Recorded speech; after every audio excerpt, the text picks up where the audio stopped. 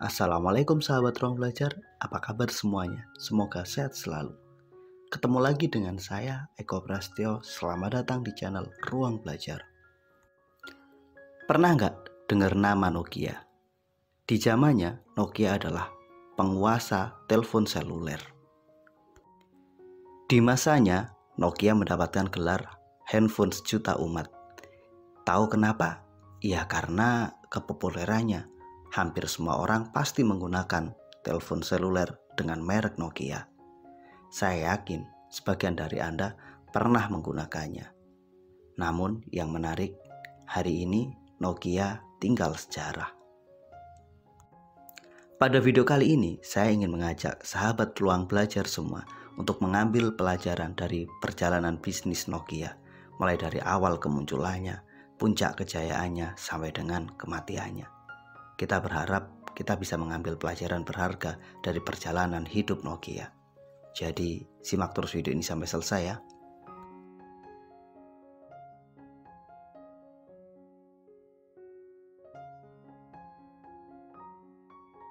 Di awal kemunculannya, Nokia adalah perusahaan karet.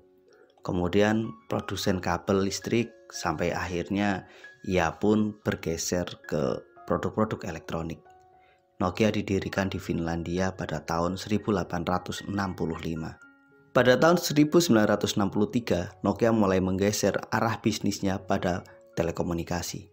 Nokia menghasilkan radio komunikasi untuk kebutuhan militer. Kemudian pada tahun 1987, Nokia untuk pertama kalinya berhasil memproduksi telepon seluler. Mobira Cityman merupakan nama telepon seluler pertama yang berhasil diproduksi oleh Nokia. Telepon seluler ini memiliki berat 0,7 kg. Kemudian pada tahun 1994, Nokia berhasil melakukan inovasi, melakukan satu adopsi teknologi baru model GSM untuk telepon selulernya. Di tahun ini juga Nokia berhasil memperkenalkan seri 2110. Telepon genggam ini adalah telepon genggam pertama yang memiliki fitur ringtone khas Nokia. Nokia terus melakukan inovasi. Nokia pun terus fokus untuk menjadi penguasa telepon seluler terbesar di dunia. Nokia pun terus mencatatkan volume penjualan yang sangat fantastis. Dari tahun ke tahun, pada setiap peluncuran seri terbaru Nokia selalu mendapatkan sambutan yang sangat antusias dari para pecintanya. Puncaknya, Nokia tipe 1100 mencatatkan rekor penjualan yang sangat fantastis. Model ini terjual sebanyak 250 juta unit di seluruh dunia. Pada tahun 2005, Nokia berhasil mencatatkan volume penjualan sebesar 1 miliar unit di seluruh dunia. Selama 14 tahun lebih, Nokia telah berhasil menjadi sang penguasa tunggal telepon seluler di seluruh dunia. Namun, pesta kemenangan Nokia pun mulai terganggu.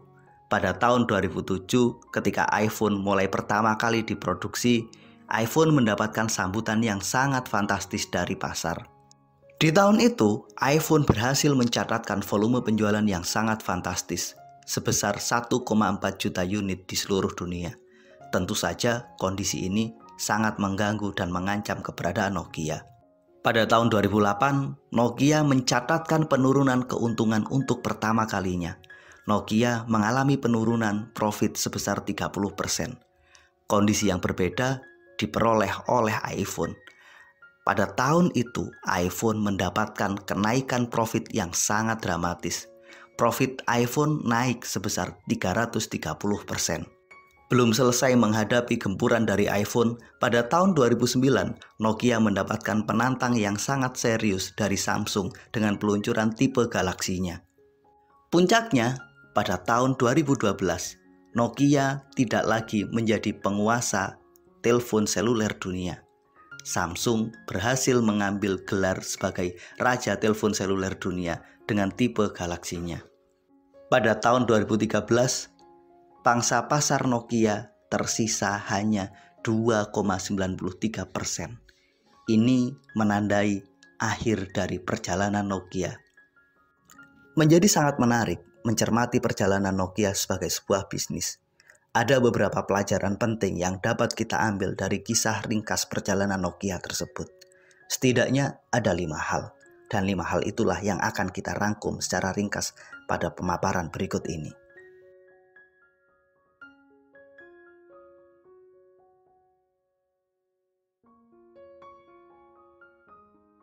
Nokia lupa melakukan transformasi dan inovasi. Pada titik puncak kejayaannya, Nokia menganggap ini adalah hasil terbaik karyanya. Ia akhirnya terpesona. Ia terlalu pede dengan produk yang telah ia hasilkan. Pada akhirnya, ketika semua bergeser, Nokia terlambat melakukan transformasi. Kita tahu, Nokia tumbuh menjadi perusahaan yang sangat besar karena pada awal kemunculannya, Nokia adalah sang inovator. Ia melakukan inovasi yang sangat fantastis dengan pengembangan GSM dan kemudian telepon selulernya. Namun, pada akhirnya, Nokia lupa untuk melakukan itu. Ketika Nokia berhenti melakukan inovasi, maka pada titik itulah Nokia mulai mengalami kematiannya.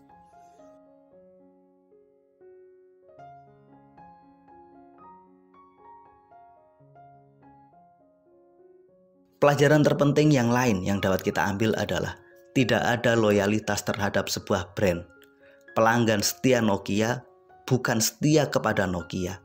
Mereka setia terhadap manfaat yang diberikan oleh Nokia. Ketika ada brand lain yang memberikan manfaat yang jauh lebih baik dengan value yang lebih tinggi dan harga yang lebih murah, mereka pun akan bergeser. Dan itulah yang terjadi ketika Samsung hadir dengan citra yang jauh lebih murah, dengan fasilitas yang jauh lebih canggih, maka mereka pun mulai meninggalkan Nokia.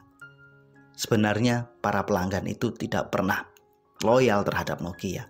Mereka hanya loyal terhadap manfaat yang diberikan oleh Nokia. Ketika manfaat itu berhasil diberikan oleh brand lain, maka mereka pun pergi. Ini pelajaran berharga untuk kita. Ketika kita ingin menjaga konsumen kita agar loyal terhadap kita, sebenarnya berikanlah manfaat yang jauh lebih besar dari nilai yang mereka bayarkan. Ini memberikan satu pelajaran bermakna bahwa para customer sebenarnya nggak pernah benar-benar loyal terhadap merek. Mereka hanya loyal terhadap kebutuhan dan keinginannya.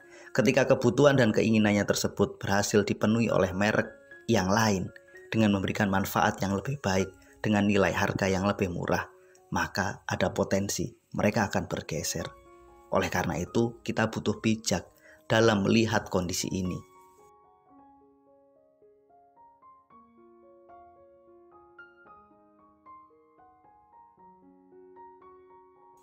Faktor ketiga yang dapat kita ambil sebagai pelajaran adalah jangan terlalu pede dengan produk yang kita punya. Kita butuh mendengarkan. Jadilah pendengar yang baik atas produk-produk yang kita hasilkan. Nokia lupa melakukan itu. Nokia terlalu menutup telinga atas masukan feedback dari para customernya. Akhirnya Nokia pun mati karena ketuliannya dalam mendengarkan suara hati para customernya.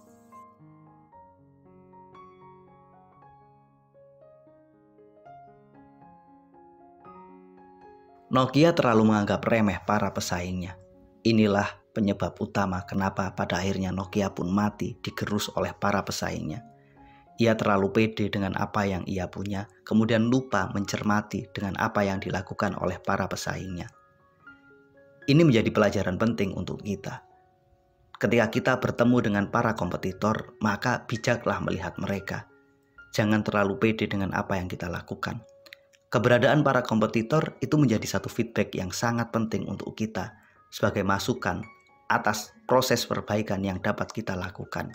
Apa yang dilakukan oleh kompetitor dapat kita jadikan sebagai cermin untuk proses memperbaiki diri. Dan itu semua lupa dilakukan oleh Nokia. Nokia menutup diri. Mereka menganggap diri mereka yang terbaik. Akhirnya mereka pun mati.